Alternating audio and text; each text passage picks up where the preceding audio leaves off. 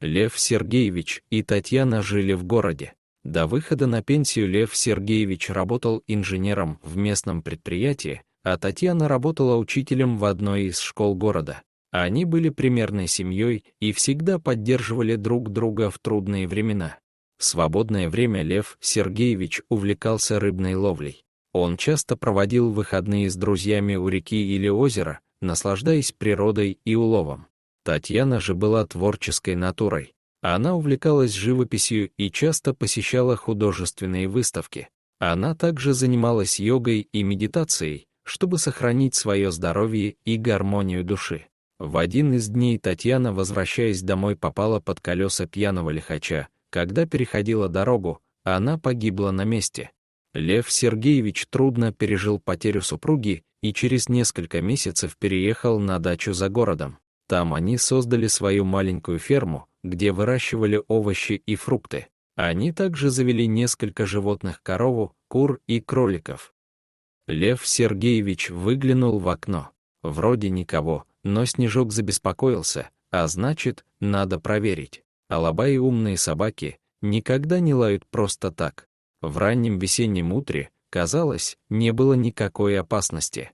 На участке тихо, дом в хорошем месте стоит, и до леса, и до озера недалеко, а вот за участком слышались дальние голоса, и Снежок, так звали собаку, стоял, напрягся и насторожил уши. Караулил. «Кто там, дружище?» — спросил у него Лев Сергеевич. «Алкоголики». Пьяных Снежок ненавидел и лаял на них иногда, даже издалека.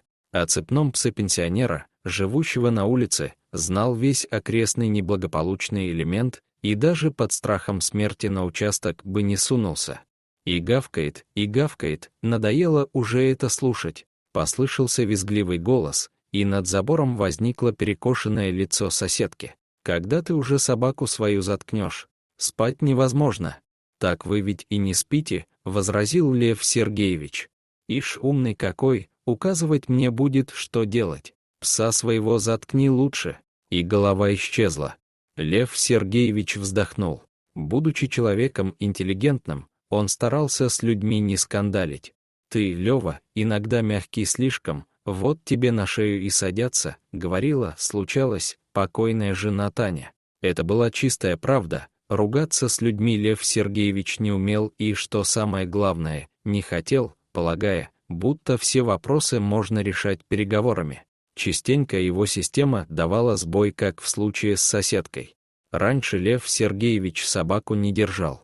Когда несколько лет назад купил дом и переехал сюда из города, жил так, однако быстро понял, если у тебя есть что взять, рано или поздно придут и возьмут. Какой там романтический быт деревни? Быт деревни 21 века — это глухие заборы, цепные псы, пьянство. Пьют те, у кого с заборами и псами не сложилось, да и те, у кого все вроде налажено, тоже пьют. Лев Сергеевич смотрелся на этом фоне типичной жертвой, и в дом попробовали залезть. Сын Миша, узнав о том, что отца хотели ограбить, решил проблему быстро. Приехал в компании пары суровых мужичков. Один наладил в доме сигнализацию, а второй быстро соорудил на участке вольер для собаки.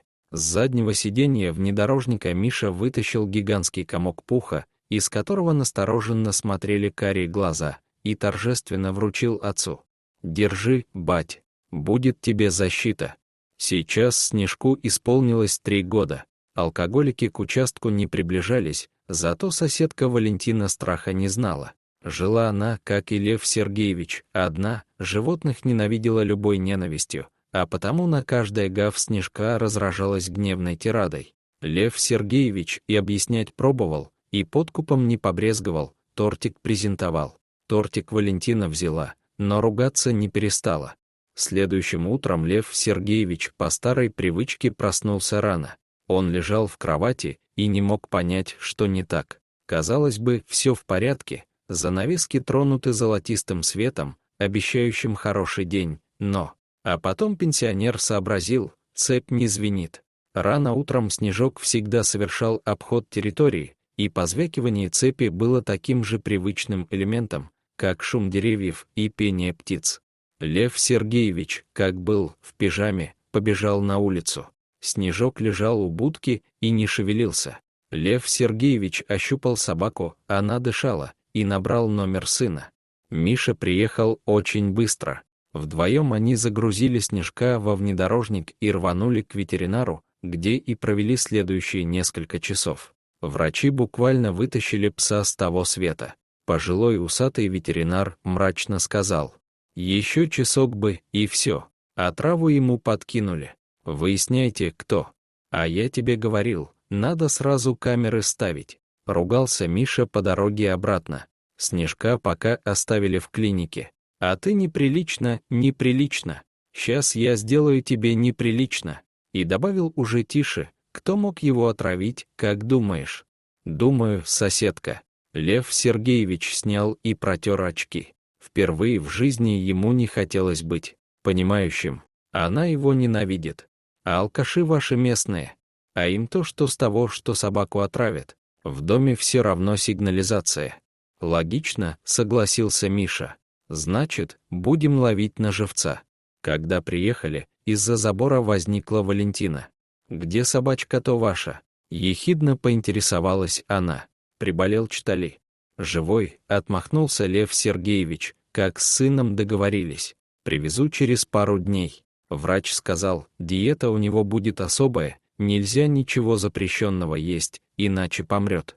«Вот же ж», — пробурчала Валентина и скрылась. Миша слово сдержал, камеры на участок привезли. А через несколько дней и Снежка вернули, посадили на цепь.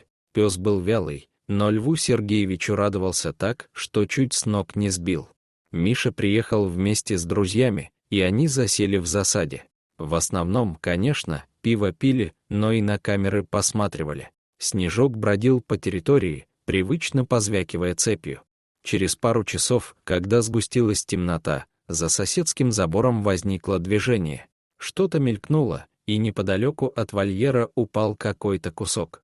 «Мясо кинуло», — подумал Лев Сергеевич, наблюдавший за тем, что транслируют камеры.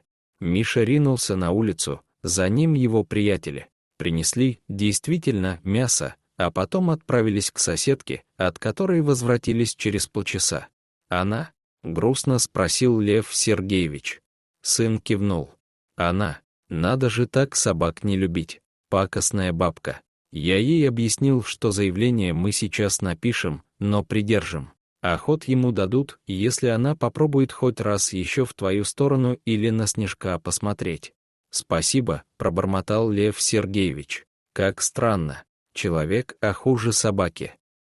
Дорогие друзья, если вам понравилась история, обязательно оставьте комментарий и подпишитесь на канал. До свидания.